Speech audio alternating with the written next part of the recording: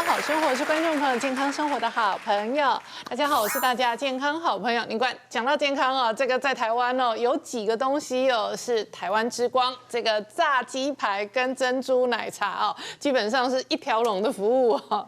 这一条龙哦，在海外哦，事实上这几年也都有很大的成长。但是像我手上这样子的这个饮料哦，那从我小时候喝是300-400cc， 后来扩张发胖到500cc， 到现在哦，常常一卖都是700cc。那700cc 的含糖量就很恐怖了。事实上，含糖饮料喝多了，对于身体的新陈代谢跟这个心血管乃至于糖尿病都有关联哦。那怎么样健康生活来调整降低这一些含糖饮料的依赖哦？我们待会要好好聊聊。好，今天现场有请到6位特别来宾，第一个好朋友是医生好朋友刘伯恩医生，大家好。再来是家医科的医生好朋友陈欣梅医生，大家好。再来是内分泌科的医生好朋友林立新医生，大家好。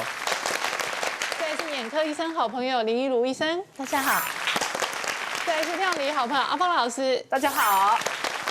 再来是料理好朋友黄金龙师傅，大家好。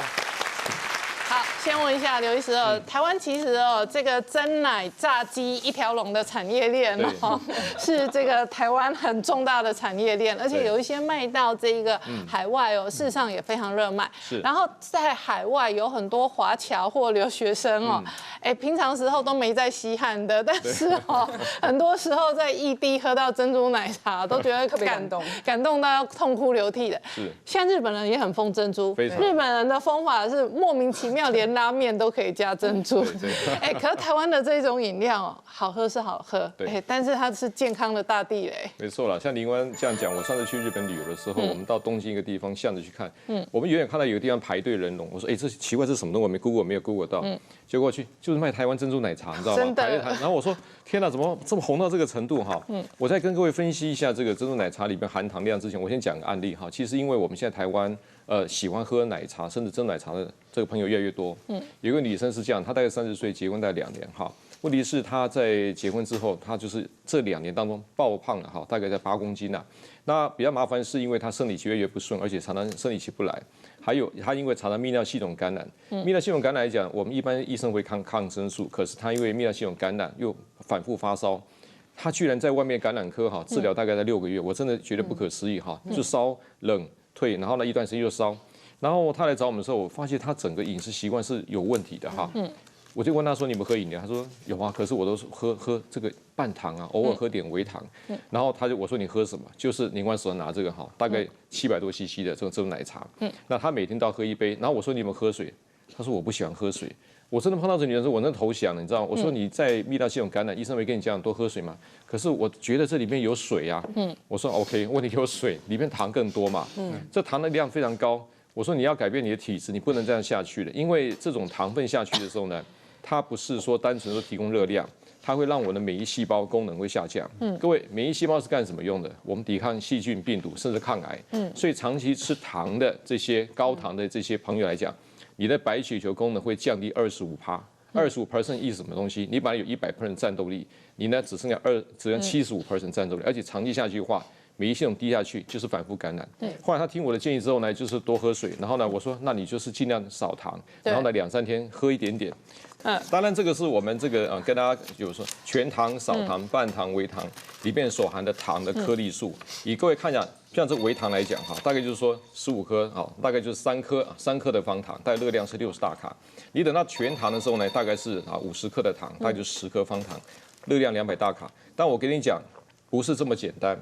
各位不要忘记，是含糖，珍珠也是糖。对呀。在董事基金会他们统计过，全糖700cc的珍珠奶全糖，全部换算下来糖是30颗方糖，还有奶精也是，全部都糖，所以不是只有它加的糖。对，所以30个方糖是很可怕的事情。好，所以很多人喝到最后就胖、高尿酸血症、脂肪肝。好，我觉得这个我可能要稍微花点时间讲，因为他说，医生你们都讲说什么多少 percent 啊，多少糖，我们都搞不清楚。哈，来。基本上是这样子哈，我们大概国民健康署的，我们发布就说，我们每天的饮食当中，你的糖哈添加量不宜超过总热量10%哈。那世界卫生组的 WHO 是大概是5%个理想，这什么概念哈？譬如我举个例子，我们如果一天摄取总量是2000大卡，这可以理解嘛哈？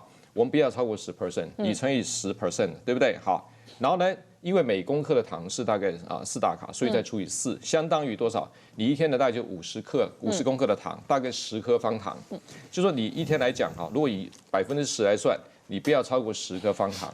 但是呢，如果再按照世界卫生组织不要超过5%的话，就怎么样？尽量不要超过这个大概就是25克的糖，也就是说5颗方糖。对。那你是讲说刘医师，那我们平常的偶尔煮个菜啦，弄点糖下去，那个量是微乎其微。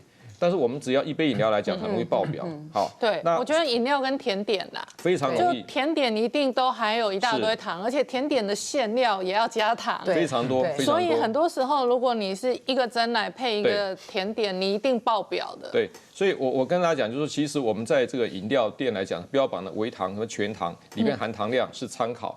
还有那个董事经纬消基会抓到，就是说，事实上标榜的什么全糖，事实上什么10颗不止，常常就15颗以上，而且里面的就是珍珠，我刚刚讲鲜奶也是糖，所以大家要特别小心。其实外面陷阱非常多啦。真的，而且请教一下新梅医师哦，我是觉得台湾是真的是含糖饮料王国。对，台湾除了大概比较市中心常常一条街上随便每隔20公尺就来一个手摇饮料，然后再来。可能也是每隔20-30公尺就来一个便利商店，对，然后便利商店的口味之多那个选择之多也是非常容易。但是事实上这一类的这一个饮料含糖量或者是地雷也挺多的。在便利超商的挑选饮料有一个小撇步，如果你有掌握到这个诀窍，其实你还是可以喝到健康的饮料。那我在讲这个之前，我先讲一个案例这是有些偶尔时候会有一些父母亲担心自己小朋友过胖，会来找我做检查。之前就有个阿姨，她带着自己的侄女来找我，她来找我的时候是说，她觉得他们全家都非常瘦，可是我有这个小女生，整个人就是红泥的，就是有一点发胖，但是又没有很胖。其实我视觉上看，他大概国小6年级，其实以他的这个肉的程度，我认为跟他发展是没有很冲突的，所以我本来就跟他说没有关系，其实没差。但是这阿姨非常坚持，所以我帮他做了一些检查，大概会跟新陈代谢有关的三酸甘油酯、血糖，还有一个是胰岛素的指数。结果呢，其实蛮意外，我请他几周后回来，我一看。他三酸甘油酯真的高，他血糖真的偏高，胰岛素也偏高，也就是说他的身体里头一定摄取食物是有问题的。所以那时候我就真的开始看他的饮食状况。那这个妹妹其实是个很乖的妹妹，所以妈妈带什么便当，她就吃什么东西。我们通常会要求的，不要吃精致的蛋糕，不要喝手摇饮，她基本上都有做到。而且妹妹说没有，我相信是一定没有。后来我们找找看，我就问她说：“你确定没有喝手摇饮吗？”阿姨就坚决说不可能，他们家只喝机能饮料。好，我就说什么叫机能饮料？他认为优酪乳跟养乐多算是小朋友可以喝的饮料，原因当然在于我们所谓很多的优酪乳，它会标榜里头是含有益生菌的，所以他认为这种机能饮料对小朋友比较健康这是一个来自网络上的资料但是可以给大家参考。我相信大家看到这个表格会觉得有一点惊讶，它就是拿我们假设每一个我们常买到的红茶啦、咖啡拿铁啦、珍珠奶茶啦、可乐啦、果汁啦，还有我们刚刚讲的这种养乐多系的饮料去做都500cc 的时候的比较，你会发现跟你想的可能不太一样。我们都会认为，珍珠奶茶已经够甜了，不好意思，发酵饮料更甜。对，它的这个糖度，如果以刚刚刘医师说一天50克就已经算超量的话，其实这种养乐多的饮料500cc，它就是一杯就超量。够了。对，好，那我们换言之，因为发酵乳的原料很酸，对，要把酸的弄到甜的话，得加更多的糖。对，所以它最大的问题就在我们在喝，尤其像你看柳橙汁也是，大家会觉得柳橙汁不是个很健康的饮料，但其实如果你直接吃柳橙，你会吃得很酸。所以它为了要调到我觉得很好喝，它一定要加大量的甜才有办法。但是如果你今天，因为我说台湾的这个便利超商密度很高所以很多人还是会从便利超商买饮料。但我觉得有个小方法是务必假设你已经在做健康管理的人一定要知道，就是它后面有包装。手摇饮基本上有一些手摇饮料，我们发现它会有热量建议但是呢，这位医生，对，你说后面有包装我刚刚就看了一下，这一罐298卡。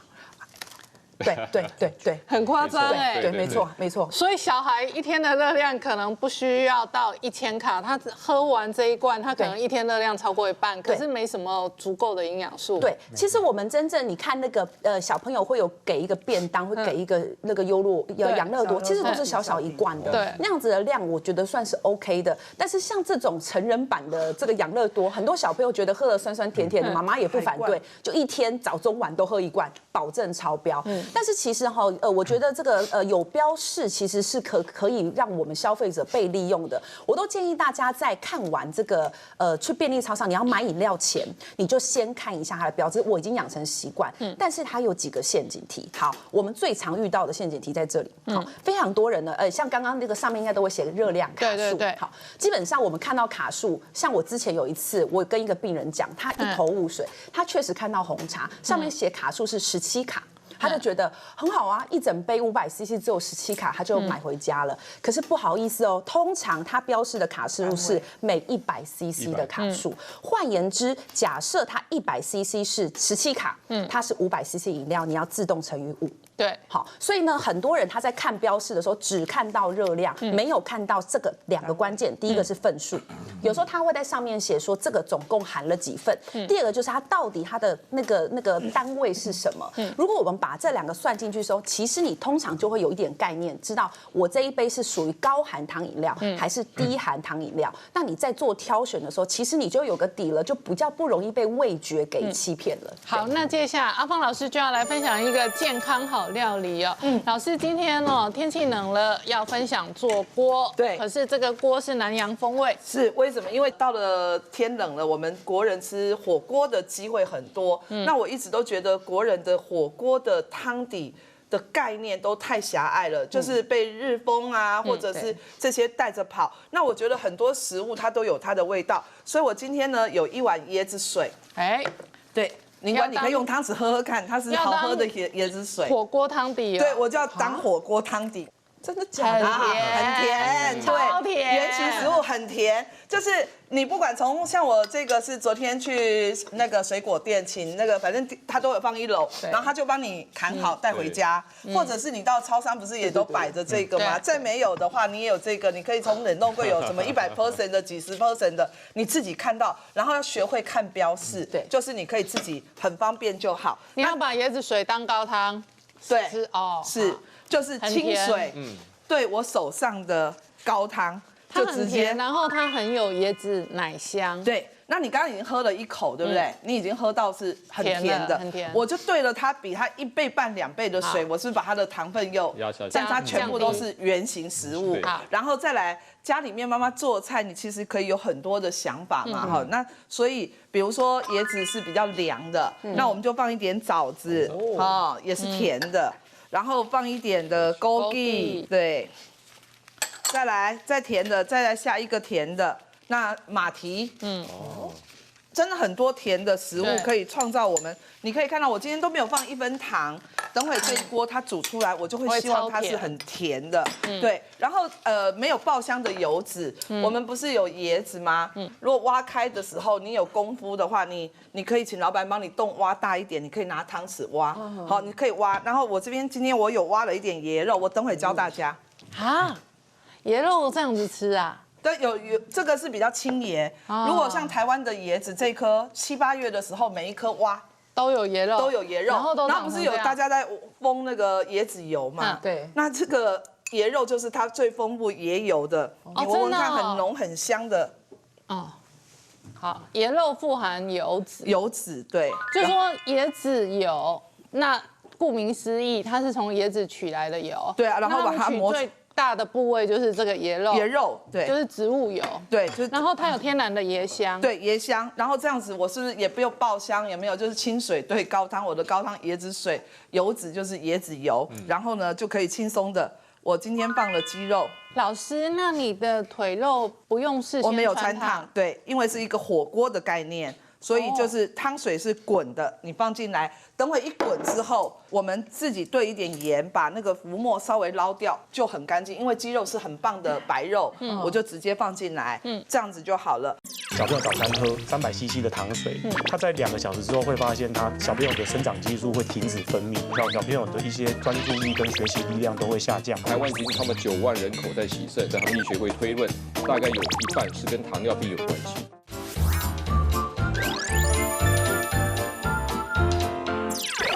那可能今天大家最难题的，妈妈就会在这个椰子怎么处理。那我刚刚讲了，我这个比较巨大，我也不会在家自己弄，我就是直接买的时候，那个店家都会帮我们砍好，有他就帮你装瓶啊，带回去。那如果没有喝完，因为这些都是天然，没有防腐剂，请你一定要放在哪里？冷冻库。那超市的话，像这个我自己很会开椰子，所以我今天我就带一个跟大家来分享哈。怎么开？如果你要喝果汁的话，像这种椰子就是超市都有在买。对。你会看到这边会有2凹，就像眼睛，椰子的眼睛。然后这边它的脑勺天门盖，人家说人会有天门盖，对不对？椰子也有天门盖。这个地方，灵官你摸摸看。比较软。对，这个地方如果你想喝，吸管给它透下去就好。真的假的？吸管要够硬吧？对，就是像我们这种，就是我们喝的那种啊，没有用筷子戳一下吸管就可以进去啦。真的？但是你不要戳啦，你戳了这样子不好挖椰肉啊，对不对？那我的就会反过来，3条线一样，这是3条线。家里面你的刀子拿好，就用刀背，然后你就握好，然后对着哪里？对着它的线。你不用跑啦，不会喷到你。你知道为什么吗？因为你被发现了。因为那个椰子壳啊，它就像一顶安全帽，安全帽外面有一层厚硬硬的，对不对？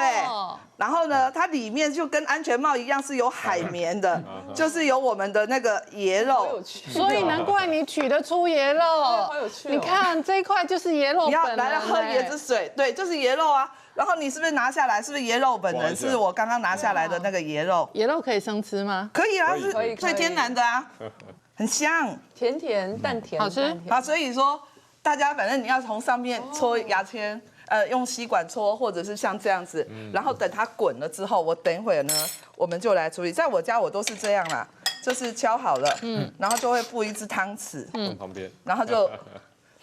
可以看原型食物，对，就是真的不用喝糖的，所以这是今天看了一桌子的饮料，我就觉得说，哎，我值得把我家喝这些原型食物跟大家分享。然后我现在要等这一锅滚，再来煮这个。真的，那我们煮汤的同时请教一下李医师哦，世界卫生组织哦，基本上觉得说糖的危害哦，基本上是接近吸毒的危害。是，其实我们现在其实蛮多糖尿病的患者都是不自知哈。那其实我这边有一个案例是一个80岁的老人家，因为他们要这个80岁开始有一些失智症的情形哦，那他就来神经内科就诊，那他发现说这个老人家就是最近这半年感觉这个行为模式跟他的情绪都是跟以前差很多哦，包括说连晚上都会起来这个煮饭啊，出来开门出去外面，然后会大吼大叫，那他就是去神经内科想要申请这个巴氏量表，然后评估他是不是失智症。那失智症评估的时候，神经内科一定会做一个检查，就是他做一个全套的血液检查。那要区别就是所谓的原发性或者是续发性的失智症。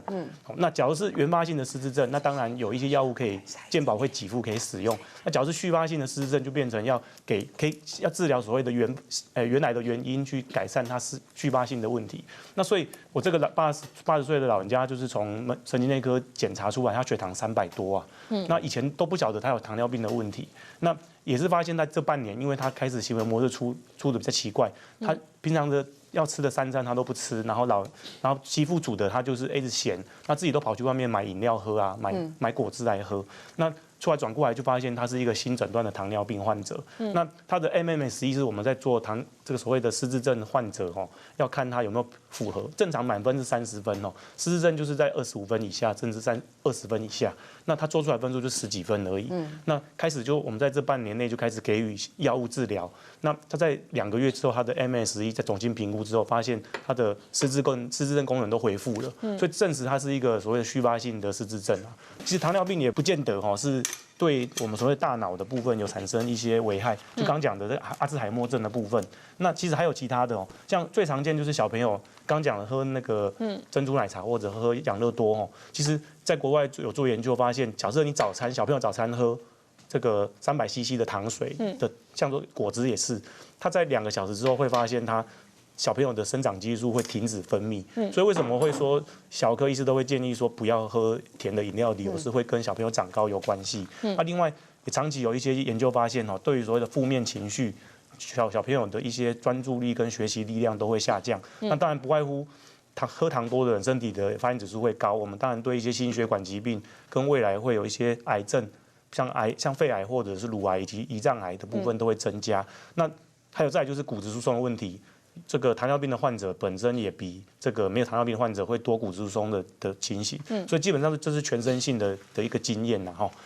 那也有一些人去看皮肤科，他是发现说他最近开始皮肤变得不好，很容易长疹子，后来才被诊断出来是他有血糖的问题哈。所以这个其实是全身性的一个问题，很重要这样子。好，那同一时间我们阿芳老师这一个锅物也煮开了，滚好了，你就闻到香味很浓的椰子的香味。然后你可以看到这么一大锅汤，我刚刚放这么多鸡肉，当它煮好，其实也没有什么太那个浮沫，稍微撇一下，你就发现这样子其实基本上就已经是一个很好吃的鸡汤，但是它就可以变成一个锅底，好一点盐，然后我放少许的这个鱼露来当调味料，好，那放进来之后呢，就可以搭配像我今天可以煮蛤蜊啊，哦，那一定超鲜甜的，对，可以煮蛤蜊，好。然后再来这个搭配火锅的，对，那火锅就可以甜的味道，比如说像我们国人喜欢吃高丽菜，或者是大白菜，它其实甜度都很高，对。然后菌菇类的，它的甜度也很高。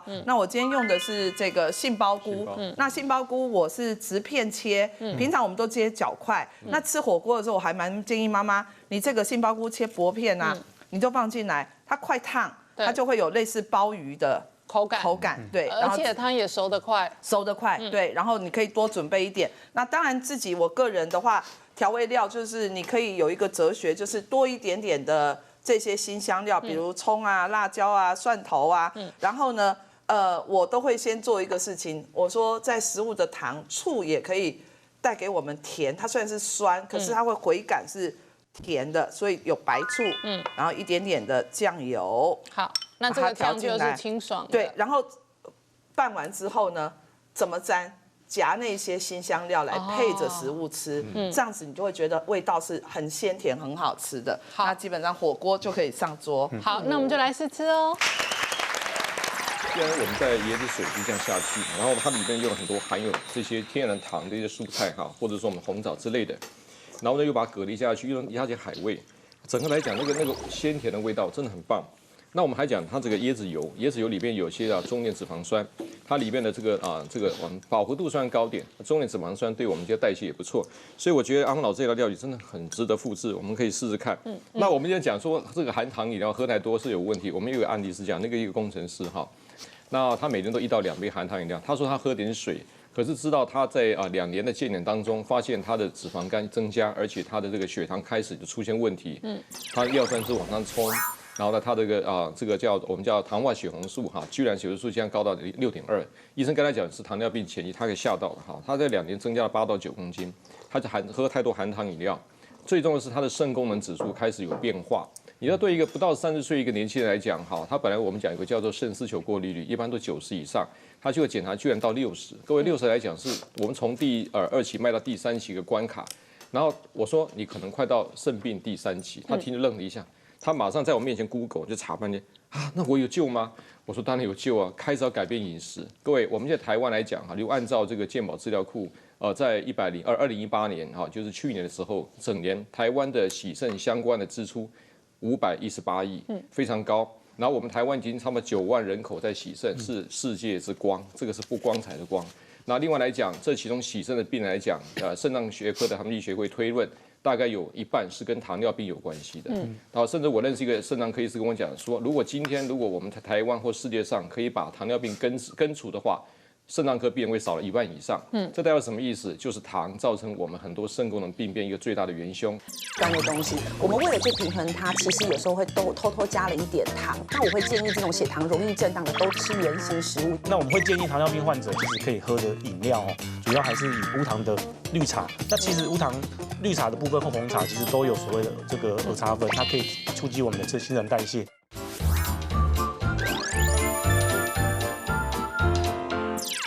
而且请教一下林医师哦，高糖基本上也会伤害到眼睛。我最近刚好遇到一个大概30多岁的年轻的上班族，那他来看是因为他的近视就是在短时间之内增加了大概500-600度哈。那他本来就是上班本来就是要看电脑，所以他一直以为他是因为用眼过度造成他的近视度数增加，因为他看不清楚，他就去换眼镜，然后换到最后那个眼镜行的验光师跟他说，我没有办法帮你配眼镜，因为你度数一直增加太奇怪，而且他验光也验不到度数，然后也没有办法帮他配到让他觉得很满意的视力，所以他就来眼科检查。那检查就发现他才35岁，他已经有白内障，而且他是就是那种老化性的白内障，就核硬性的白内障。那我就问了一下他简单的就是病史，他自述没有糖尿病啦，但是家族有糖尿病史。那他每天的就是作息又一样是看电脑，可是他就觉得说，他同事也看电脑，为什么没有近视？那他后来我帮他再详细问一下他平常的饮食状况之后，生活习惯等等，他每天都要喝全糖去冰的饮料，对，那他每天都要喝1杯。那后来我就觉得，这个听起来有点怪怪。那因为我看他的皮肤也是有点发炎现象，所以就帮他先抽了一个血糖，就发现他血糖其实是偏高。那因为他很年轻，那他自己并没有什么感觉，那就归咎到最后，原来就是因为他的血糖其实已经偏高。那他每天他的眼睛里面就血液高的时候，血糖高的时候，其实我们眼睛里面的防水，它其实也会变成糖水。那我们的水晶体它泡在糖水里面，其实它就会熟掉。所以它的白内障是因为它的血糖就是每天都泡在就是它的水晶体泡在糖水里面，所以就产生了一个早发性的白内障。那后来因为它的白内障因为已经成熟了，就没有办法，那也只好开刀。那这边其实也要提醒观众朋友哈，就是说其实小朋友也不要太早接触含糖饮料，因为我们其实临床上有发现，其实喜欢吃糖的小朋友，他们近视的增加的速度跟比例都是比较高。我最近刚好有看到一个新闻，就是说新加坡他们现在严格控制高糖饮料的广告。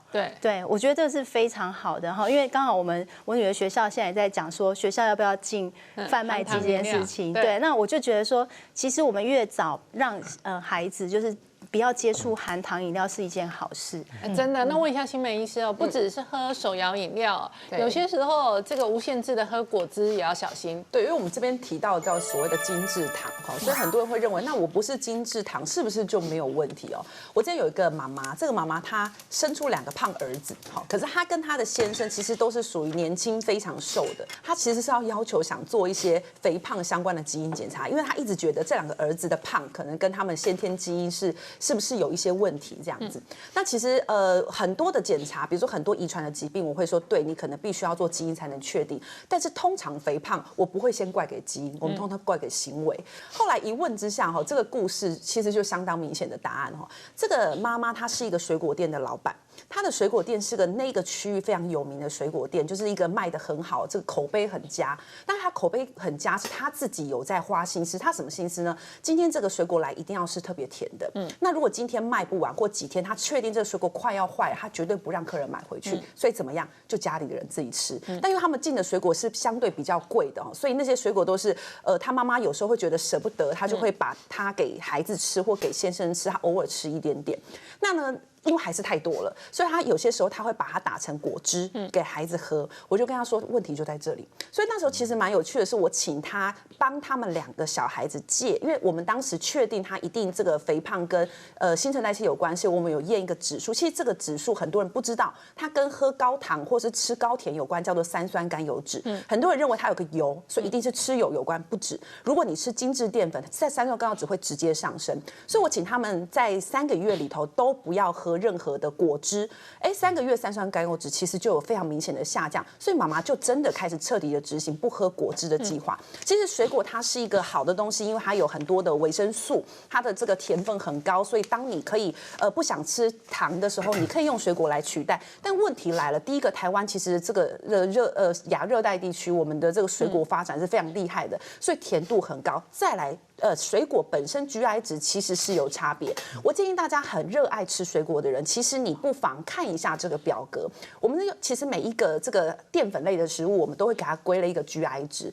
GI 值的意思就是指吃进去之后血糖的震荡，你可以大概这样想。所以越高它震荡越快。好，所以呢这张图其实我们最直觉的看法就是越高的食物，你可以想它吃进去，它在身体血糖其实冲荡是非常快的。例如西瓜，例如我们比较想不到的榴莲、荔枝跟龙眼。这种很甜的，大家都知道 ，GI 值是也算是高的，凤梨、香蕉、芒果、木瓜。那什么食物其实是我认为大家比较可以安心吃的，就是低 GI 值。所谓的低 GI 值是建议 GI 值小于55，也就是最下面这一排，包括苹果，包括梨子。其实柳橙、葡萄柚这些也都算低 GI 值。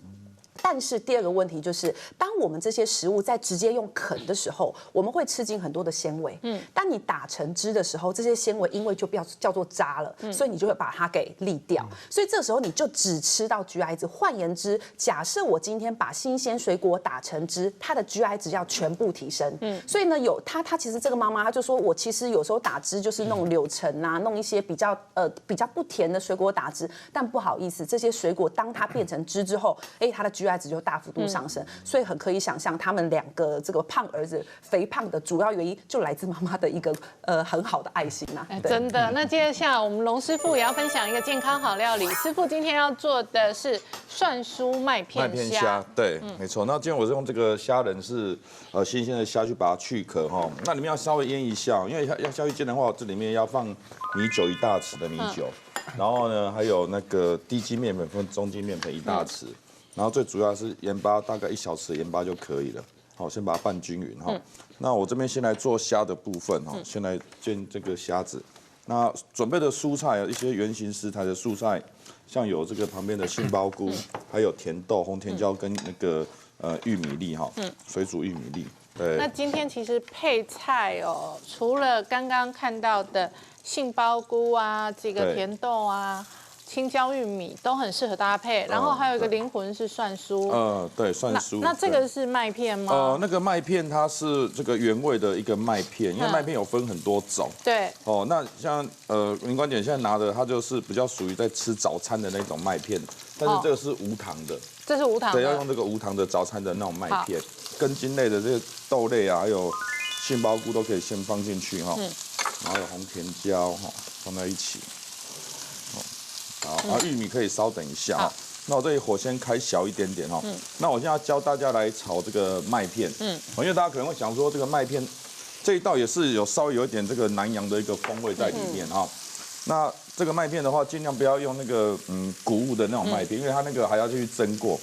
那炒麦片很重要一点就是说你不能用油去炒，用油去炒它整个会软掉，会比较不会那么口感不会那么酥脆哈。所以我这边用的是这个无盐的奶油，要用无盐奶油下去炒，对。好。然后无盐奶油就慢慢的稍微让在锅子里面，对。二厨帮你拌一下。对，好，我再开小一点，那慢慢的给它拌均匀哈。好。好。那这边我跟大家分享一下怎么炒这个麦片哈。这个稍微温度不用太高没关系哈，这个有融化就会把麦片丢进来了哈。好，来。尽量把它丢进来，对。然后就让它均匀的撒在均匀的，对，均匀的下去炒。锅子的底部。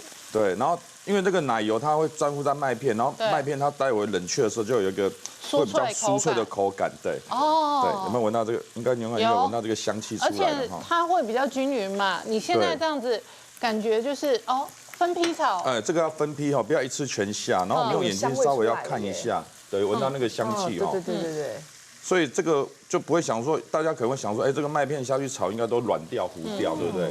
是没错，但是你要记得，就是用这个无盐的奶油下去炒，才会香，才会开始酥脆哈。好，那我这里呢有加一个东西，就比较特别，这个也是今天就是有点南洋风啊。我这边加一个是柠檬叶，新鲜的柠檬叶把它加进来，这是新鲜的柠檬叶，把它剪小的，大概2叶就够了。然后放在这里面哈。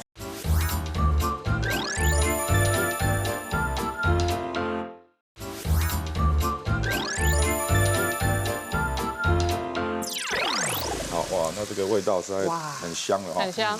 那这边也炒的都差不多了哈。那这个时候呢，来。哦，这火稍微就关掉哈。这麦片炒好之后，就把火熄掉哈。然后把刚刚这些食材啊下去拌一下。哎，好特别哦。对，但整个拌均匀。所以你是用麦片替代蒜酥哦？哎，对，但是这根本是避风塘炒蟹嘛。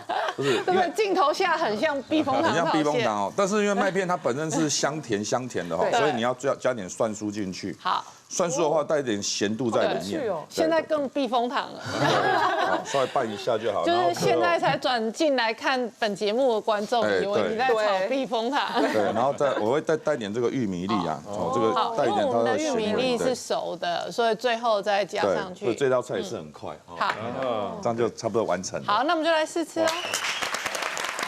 好像我们到了就是巴厘岛，然后你正在度假的时候，他在上一些菜的最后一道哦，来了这个，你觉得有一种咸但是又甜的甜点的感觉哈，所以非常的我觉得那个滋味非常的多元，重点就是你会想出国啦，我觉得就有一种你想出国度假的感觉。可是龙师傅刚刚其实加了好像甜椒跟有一些杏鲍菇的小的丁状，就变成我们在吃的时候，其实你还是在吃一个意式风味的一个很独特的料理，但是其实你仍然可以吃进很多的这个高纤维的东西，我觉得是相当好哈。但讲到这个酸甜料理哈，我还是要提醒大家哈，因为我一开始就有讲到养乐多是属于酸的东西，柳丁汁是酸的东西，我们为了去平衡它，其实有时候会偷偷加了一点糖类哈。这个小的隐藏版的问题，大家必须得放在心里。我之前有个病人，他其实是他血糖一直很怕变成糖尿病，所以来做一些饮食上的建议。那他其实台湾现在没有这样的一个检测仪器，那他自己去国外买一个仪器，是住在皮下，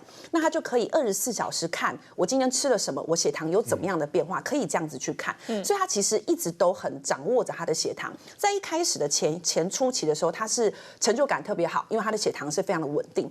很奇怪的是，过了3个月后，就觉得他的血糖开始怪怪的，开始有震荡了。我就问他这3个月有发生什么不同的饮食习惯吗？他就说没有啊，我都是照你讲的。基本上我会建议这种血糖容易震荡的都吃原型食物，就像我们刚刚提到的，精致的淀粉容易让血糖震荡比较高，所以如果你吃原型的食物就不会。所以他说他都照着原型食物的节奏在走。后来我就请他拍照，我就发现很奇怪。他的照片哈，其实都是 OK 的，有几张出了一个小被我抓到，就是你知道我们在麦当劳那种地方他们会附赠那个番茄酱，有一些的角会有看到一个番茄酱的角在那里，我就问他说那个东西是什么东西，他才支支吾吾的说，他其实是一个以前呐，他就很喜欢吃番茄酱，因为他觉得它酸酸的，所以我们一般是只沾煮薯条，他什么都沾哦。那他在一开始在做我们原型食物，他是 OK 的，可是过了3个月，人还是会回到原本的口味。他就想说其他的可以忍受，这个番茄酱是属于酸的，所以它应该没有甜吧，所以他就开始什么都加。我们后来归咎可能就是这个，所以我们就请他避掉。我们确实在有一些我们刚刚讲的叫手摇饮，有一些非手摇饮，它是食物类的，你也要特别小心，它可能藏着一些隐藏版的糖在里头。这个糖就是所谓的精制糖。基本上我们可以从大方向看到2个重点。过咸的东西或过酸的东西，有些时候我们都会需要用一些甜去帮它提味。所以呢，假设说你吃的东西，你有意识到比如说像我们刚刚做的是南洋料理，有一些泰式料理是比如说柠檬鱼，比如说泰式沙拉，那有一些我们会喝的清凉酸甜的料理，包括乌梅汁、蜜饯这些东西，其实都要特别警觉。它虽然吃起来是酸的，但是为了要平衡我们的味觉，它会加高甜。好，那除此以外啦，只要是这个东西被好多的，比如说变成面粉啊，这会变成一个所谓的司康或者是可颂这种面包型的东西，那就一定要更小心，因为通常它为了要做这样的调理，可能都会加一些隐藏版的糖分。所以如果你本身是一个需要控制饮食，或者是你已经有新陈代谢的问题，一定需要控制的时候，这张手板上的东西记得把它记起来哈，这些都是非常重要的隐藏版的糖类。那问一下林奕兴医师哦，那糖尿病患一生都只能喝白开水吗？是，其实像那个糖尿病患者，我们一般会建议喝无糖哦。可是其实这个糖哦，不是只有米字部的糖哦，其实还有酉字部的糖。那我这边其实有一个案例，是一个70岁的阿伯哈，那他其实就是最近这几年就是饱受牙周病之苦，然后牙齿都是一直治疗不好。那牙医师就说，奇怪，你这个怎么给药、怎么洗牙都是不会好，甚至要考虑要摘除那个拔牙，甚至要考虑做假牙或植牙。那牙医师在治疗3个月到左右之后，他发现不太对劲哦，怎么会？一般都会自己愈合的伤口都不会愈合，那他就说，那你会不会其实有血糖的问题哦？那果不出其然哦，他就是在当下他帮他验一下指尖血糖，验起来是200多了，那所以其实他发现说，原来牙周病的情形，它本身可能的导致的原因是因为糖尿病的部分，那。其实这半年那患者跑来我们门诊说，那他为什么会以前没有糖尿病，以前体检这个1年1次的体检都没有问题，为什么这次会200多？那其实是因为这3个月当中，因为牙齿的关系他就变成开始，他没办法咬东西吃，那他必须要吃一些流质的，所以他特别喜欢吃红豆汤跟绿豆汤。那因为他的这个家人他的太太有糖尿病，所以他知道说，我不能加糖。那我就绿豆汤、红豆汤，我就是炖烂一点，因为比较好咬，比较好吞，他就不要加糖。可是没想到这个绿豆或红豆，它就慢慢的煮烂，还是会稀释出所谓的有质部的淀粉。那所以其实造成他血糖另外上升的原因。那他也吃不下饭，吃不下菜，他就喝牛奶。那牛奶里面又有乳糖。一天喝2000cc 的牛奶，他想说他70岁要补一下骨质疏松就反而血糖更高这样子。那我们会建议糖尿病患者其实可以喝的饮料主要还是以刚刚说板上面写的这个所谓无糖的绿茶。那其实无糖绿茶的部分或红茶其实都有所谓的这个儿茶酚，它可以促进我们的新陈代谢，让心脏功能有好处那重点是在无糖那再来就是说牛奶的部分一般会建议还是推广要所谓的低脂牛奶因为这个。其实台湾是以所谓农业出发的国家但是其实在欧美其实会很建议就是喝低脂的牛油，是因为是跟所谓的心血管疾病有相关联。那低脂里面虽然也是有含糖，但是一般我们世界卫生组织或糖尿病学会上面建议喝的牛奶的一天量大概在500cc左右，一天1杯就好了那咖啡的部分现在在国外其实有做研究，一天要喝到7杯到8杯的咖啡，就所谓的 espresso， 那的确是对心脏有好处啊。可是以亚洲人来讲，我们台湾人喝到2杯3杯可能就会心悸到不行那个是在国外他们对咖啡比较不敏感。那所以以台湾来讲，其实喝无糖的咖啡，那我们也很多案例是说他是去这个大卖场买这个即溶咖啡，就是2合1或3合1。那其实里面都是含所谓的这个比较不好的脂肪以及不好的糖分，所以吃起来其实就会不好。所以一般还是建议无糖的黑咖啡。那再来就是豆浆的部分一般我们会建议豆浆喝无糖的理由，其实除了女生来讲更年期之后所谓大豆异黄酮的补充之外，另外还有就是它里面富有膳食纤维所以它也会降低像血糖上升的幅度，所以这4种其实是比较好的饮料而且林医师也要提醒大家糖尿病因为不痛不痒，有一些人是眼睛发生了这个伤害或病变了，才发现原来自己事实上早就罹患糖尿病。对，那其实我有一个案例她是蛮特别，她是一个大概70岁的一个阿姨那她有2个很孝顺的女儿，那一个女儿呢就是负责带她大吃大喝就是吃遍山珍海味，那另外一个女儿呢就是会教她要控制饮食，那因为那个女儿就轮流照顾她嘛，所以她每次来看诊的时候都是那个小女儿带来，就是会帮她控制饮食的小女儿带来。那因为她这个阿姨一开始是因为视力不良那后来也开了白内障，那其实视力也都还算稳定的状态。可是有一次呢，她就因为她大女儿带她去吃完山珍海味之后，她发现她视力模糊。那一天在帮她散瞳检查，才发现说原来她已经有糖尿病。好，那糖尿病的部分已经侵犯到他的黄斑部，所以他黄斑部产生水肿的现象。那后来就帮他做了治疗那给他药物，然后就帮他做了注射治疗之后，他视力就回到稳定状态。那后来我就发现他会有一个循环，因为他每个月都会来。那今天如果是大女儿带来的时候呢，视力就比较差，然后我就问他说因为这礼拜跟大女儿吃喝喝，然后下个礼拜换小女儿带来的时候，下个月下个月换小女儿带来，他女儿就是很坚持，就是说妈妈就是要好好的规划饮食。那最近比较稳定因为最近他那个阿姨就说他山珍海味他已经吃遍，他心里已经满足了，所以他现在接下来应该视力就正常。那我这边跟大家稍微简介一下。就是糖尿病，其实在我们眼科来讲是一个很重要的疾病哈。那因为它会影响到视力，会影响到我们的那个生活品质，跟一些就是老人家他没有办法生活自理，有时候都是因为糖尿病。